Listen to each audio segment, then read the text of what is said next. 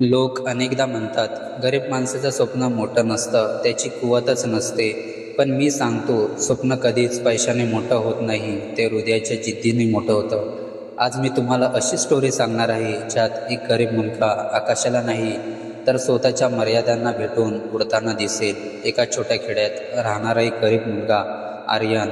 घर बडकं, परिस्थिती खडतर आणि रोजची भाकरी मिळणंही कठीण. पण आर्यनकडे एक गोष्ट होती, जी खेड्यातल्या कोणाकडेही नव्हती. उंच स्वप्न, खूप उंच.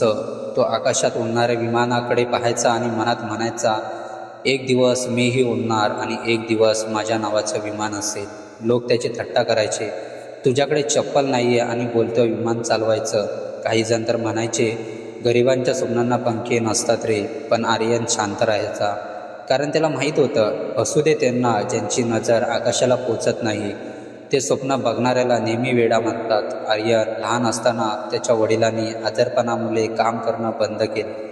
घर चालवण्याची जबाबदारी त्याच्या खांद्यावर आली. तो दिवसा शाळा, रात्री दुकानात काम, रविवारी वेगवेगळ्या ठिकाणी छोट्या छोट्या मजुरी, पण स्वप्न मात्र तसंच अबाधित.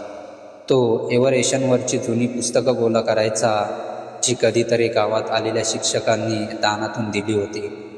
विजेचा प्रश्न असेल तर तो शेवटच्या दिवाट्याच्या उजेडात अभ्यास करायचा. मोबाईल नव्हता, इंटरनेट नव्हतं, पण जिद्द होती.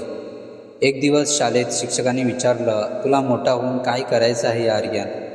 क्लासमध्ये सगळे एकमेकांकडे बघून लागले. आर्यन शांतपणे म्हणाला, मला पायलट व्हायचं आहे. सगळे हसले. काही जण टाळ्या वाजवत चिडवू लागले. शिक्षकही थोडे थक्क झाले. त्या रात्री आर्यन घरी जाऊन शांतपणे बसला. त्याला दुःख वाटलं, पण त्या दुःखाने त्याच्यात आग पेटवली. त्याने स्वतःला एक वाक्य म्हटलं, आज ते हसले, उद्या तेच आश्चर्याने बघतील. पायलट होण्यासाठी भरपूर अभ्यास, इंग्रजी, गणित, शिस्त आणि पैसे लागतात. पण आर्यनकडे काय होतं? एक फाटकी वही, एक मोडका पेन आणि एक जिद्दीचं हृदय. तो रोज 4-5 तास जादा काम करून काही पैसे साठवू लागला. एव्हरेशन कोर्सच्या फी पाहून त्याला धक्का बसला. ही फी पाहून वाटेल, हे माझ्या नशिबात नाही आहे. पण आर्यनने तसं विचारलं नाही. त्याने छोट्या छोट्या गोष्टी विकल्या. रात्री चहा, दिवसा काम, शनिवारी ट्युशन्स, रविवारी फळं विकणं. पैसा कमी होता, पण प्रयत्न मोठे होते. एक दिवस त्याला कळालं की एका शहरात गरीब विद्यार्थ्यांसाठी स्कॉलरशिप एक्झाम आहे. हा त्याचा पहिला मोठा मुखा. पण परीक्षा द्यायला जाण्यासाठी बसचं भाडंही त्याच्याकडे नव्हतं. मग तो काय करतो? तो 8 किलोमीटर पायी चालत शहरात गेला. परीक्षेच्या आधी त्याचे पाय दुखत होते, पण मन म्हणत होतं, जिद्द जिंकली की वेदना हारते. त्याने परीक्षा दिली आणि काही दिवसांनी कळालं, तो पहिला आला. त्या स्कॉलरशिपमुळे त्याला एव्हरेशन्स अकॅडमीमध्ये प्रवेश मिळाला.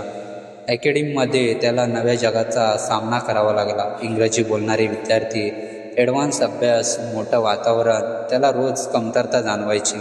कधीकधी मनात यायचं, मी इथला नाही आहे, मी एवढं कसं करणार? पण त्याच्या आतून एक आवाज येत होता, आर्यन, तू इथपर्यंत मेहनतीने आलायस. हार मानणारे इथे पोचतच नाही आहेत.